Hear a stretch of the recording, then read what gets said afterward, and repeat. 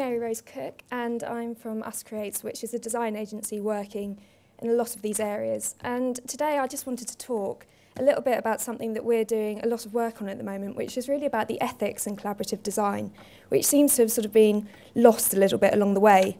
So as designers, we're all working on projects that are very different to how we've been trained. We weren't really trained in collaborative design, we've sort of found our own way along the lines.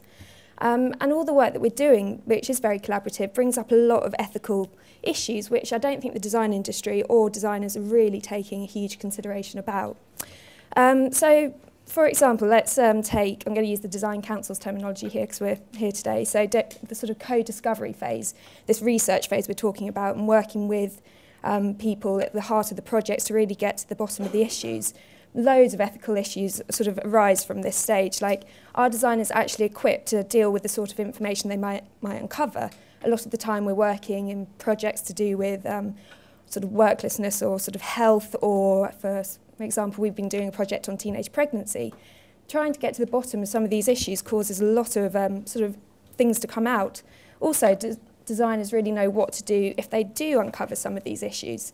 I know somebody recently, another designer, who had to go to the police with information that he sort of was told about during an interview. And his background's in social care, so he knew to do this, but I wondered how many other designers would really know the sort of right steps to go through. And also, are the people who are actually getting involved in this research, are they fully aware of what's going on and how this might affect them in the long term?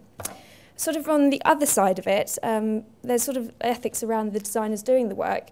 Are they protected? A lot of the time I know that we go out and we're doing sort of ethnographic interviews or sort of in-depth interviews with people in their houses because you want to see the sort of situation people are in.